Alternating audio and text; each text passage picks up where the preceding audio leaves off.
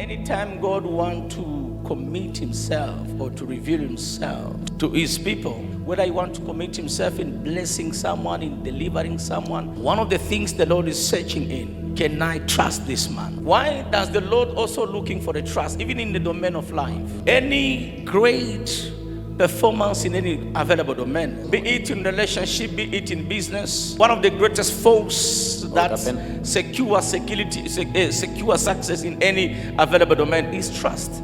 Where trust is, possibility for things to take place is maximum. Because one thing I've come to realize, trust is bigger than ability. Trust is bigger than competence.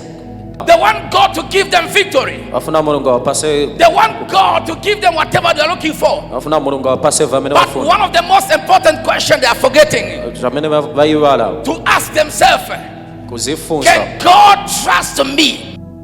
Trust is one of the most greatest key in any available domain or area of life. That number one has the power to cause one to encounter the highest level of grace. And nobody can gain the highest level of grace in any available domain, be it in the sector of business, be it in the area of whatever affairs you can place there. In exclusion of trust, there are things you receive because of faith, and there are things you receive because of prayer, and there are things you receive because of trust.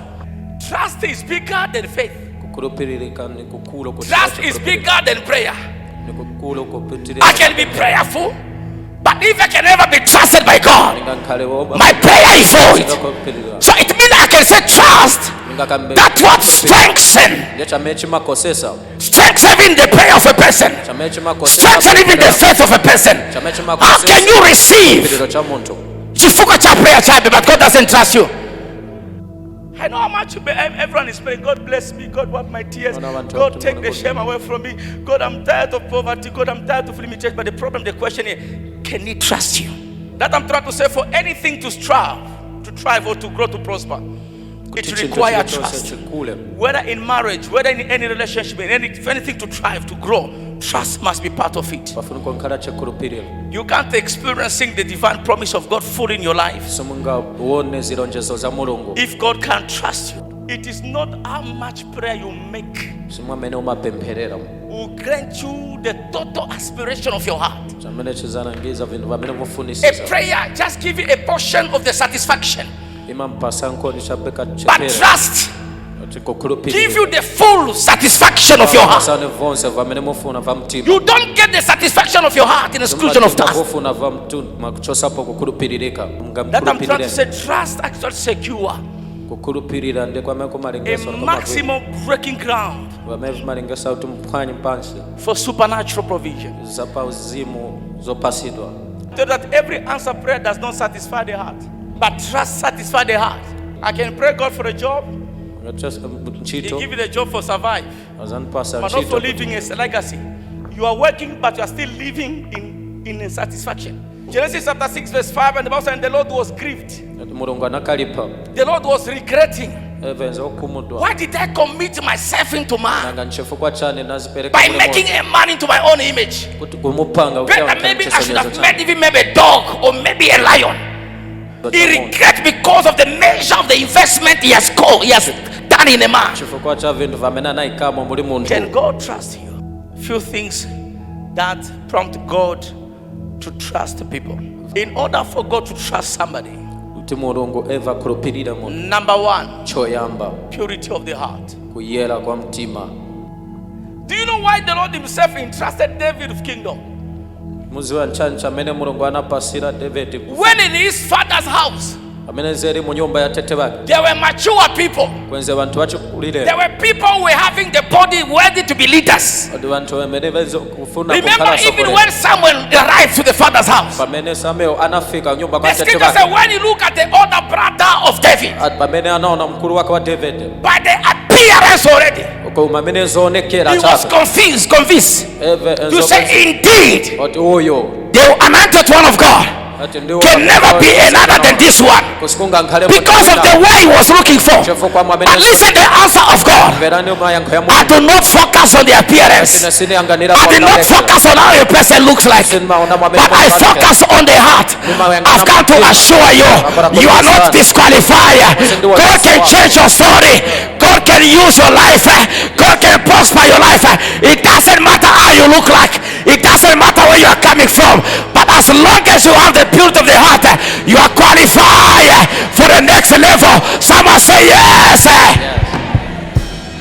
Where there's a purity of the heart, there's a servanthood mentality, there's a willing spirit. Number 2, in order for God to trust you, you must be faithful. Luke chapter 16 verse 10, the one who's faithful in little, he shall also be faithful in much, and much shall be entrusted to him. You don't expect God to trust you for much if you cannot manage the little that he has given you, if you cannot demonstrate faithfulness to what he has given you.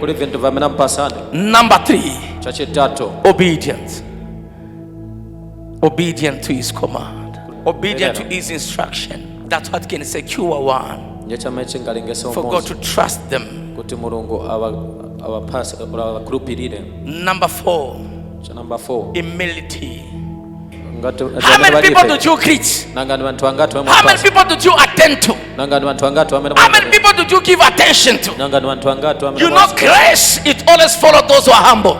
Number 5, we must love him and love his people and love his work. Today, to find people who love God, who love the work of God, who love the people of God, we don't have those people anymore. The love of many has grown cold. People that don't love God anymore, but they love the things of God. Number 6, we must be ready to sacrifice. Anybody who doesn't know how to sacrifice, he can't win the trust of God. Abraham win the trust of God more when he was ready to give even his only begotten son. Then the Lord said, now I know that I can trust you. Since now you have prompted me, you have showed me that you are ready to give even your own Isaac. Now, I swear by myself. Remember, I've told you that a promise makes sense when God swears. And the last one, when we don't remain indifferent to the need. Anytime you see a need, don't shut your eyes. Anytime you see a need as a burden, anytime you see a need as a challenge, anytime you see a need as a trouble, you are bounding yourself, you are denying yourself to gain the trust from God. I said there is much which the Lord wants to commit to us in this season. There's too many things the Lord wants to commit to us. The things God wants to reveal in our life. But the question is one: can he trust us? He can't trust us if you are not faithful. He can't trust us if you don't have a pure heart. He can't trust us if we don't have obedience and we don't have a sacrifice spirit. Begin to search those things if they are inside you. And indeed the Lord is going to commit himself to you. He's willing to offload himself to us. Clap again your hand again for Jesus.